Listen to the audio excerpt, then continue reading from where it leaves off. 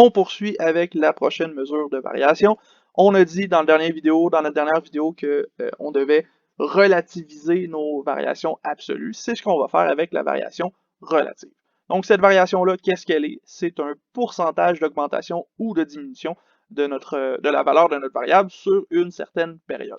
Donc de cette façon-là, peu importe la grandeur de nos variables qu'on est en train d'étudier, si on ramène ça en pourcentage, on va pouvoir voir que dans son contexte, par exemple, la masse salariale du Toronto FC a augmenté beaucoup plus que la masse salariale des Blue Jays de Toronto. Donc ici, cette variation relative-là, comment est-ce qu'on va la noter? On va la noter delta V pourcentage. Donc un peu comme notre variation absolue, on a le delta V qui parle de variation et on a le pourcentage pour indiquer qu'on est en pourcentage ici. Et ça va être super important.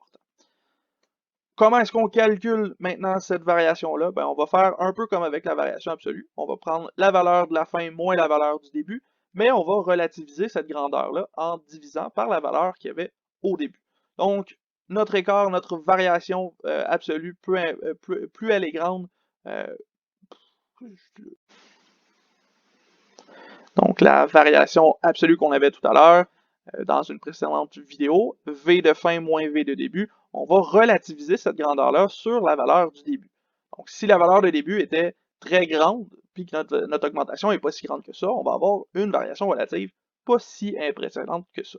Le tout, on ramène ça sur 100% pour avoir notre pourcentage et ça nous donne la variation relative. Lorsqu'on va interpréter cette variation relative-là, il va être important de nous dire de nous dire la variable étudiée. Il va être important aussi de parler de l'augmentation ou de la diminution. Encore une fois, si notre pourcentage est positif, augmentation. Si notre pourcentage est négatif, diminution. On veut encore la valeur de la variation et on la veut en pourcentage ici. Il n'y a pas de possibilité de se tromper sur les unités. On travaille toujours en pourcentage dans ce cas-ci. Et finalement, on parle de la période étudiée. Si vous n'indiquez pas la période étudiée, votre variation n'a aucun sens. Ce que ça nous donnerait, c'est quelque chose qui ressemble à la variable a augmenté ou diminué de valeur en pourcentage entre moment de départ et moment de fin. Et ça nous donne une bonne interprétation pour la variation relative. Ceci dit, on se fait un petit exemple pour bien comprendre ce qu'on vient de se donner là. Ici, on cherche à comparer la variation relative de la masse salariale des Blue Jays de Toronto de 2012 à 2019 à celle du Toronto FC.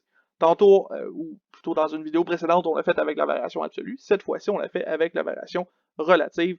On devrait avoir une meilleure idée de quelle masse salariale a augmenté le plus relativement à sa masse initiale. On repart avec notre tableau qu'on avait tout à l'heure. Et dans ce cas-ci, on cherche la variation relative, donc on utilise la formule de notre variation relative. On veut comparer le Toronto FC avec les Blue Jays, donc on a besoin des deux calculs encore une fois. Du côté des Blue Jays, on remplace dans notre formule, on va aller chercher les valeurs des Blue Jays pour notre formule, et dans ce cas-ci, comme on parle de 2012 à 2019, la valeur de fin devient 2019 et la valeur de début devient 2012. Avec ça, on peut remplacer avec les valeurs qu'il y a dans notre tableau. La valeur de fin, donc la valeur en 2019, c'est 111, la valeur de début, c'est 102. Donc, on peut obtenir 111 moins 102 sur 102. On multiplie par 100%. Dans ce cas-ci, 111 moins 102, ça vous donnait 9 divisé par 102 fois 100%. Ça va vous donner environ 8,82%. Ça veut dire que la masse salariale des Blue Jays a augmenté de 8,82% entre 2012 et 2019. Bon, 8,82%, c'est pas si impressionnant que ça. C'est pas une augmentation qui est incroyable dans ce cas-ci. Si on compare au Toronto FC, vous faites le même calcul avec le Toronto FC, 21 moins 8 divisé par 8 fois 100%, vous obtenez un monstre de 162,5%. On a une augmentation ici qui représente presque 200%. On est proche d'avoir triplé la valeur initiale, donc le 8 millions était à 3 millions de devenir 24 millions, donc on était très proche d'avoir triplé notre valeur initiale. Dans ce cas-ci, la masse salariale du Toronto FC a augmenté de 162,5% entre 2012 et 2019. Donc, on a ici vraiment une comparaison beaucoup plus claire de l'augmentation relative de chacune de nos masses salariales. On va pouvoir dire que le Toronto FC a eu une augmentation vraiment immense par rapport à ce qu'il y avait initialement, alors que pour les Blue Jays, on a une augmentation qui semble être assez normale, assez régulière. On parle de 8,82%. C'est pas si gros que ça de 2012 à 2019. Donc, on est maintenant capable de dire que le Toronto FC a eu une augmentation relative beaucoup plus importante du point de vue de sa masse salariale par rapport aux Blue Jays.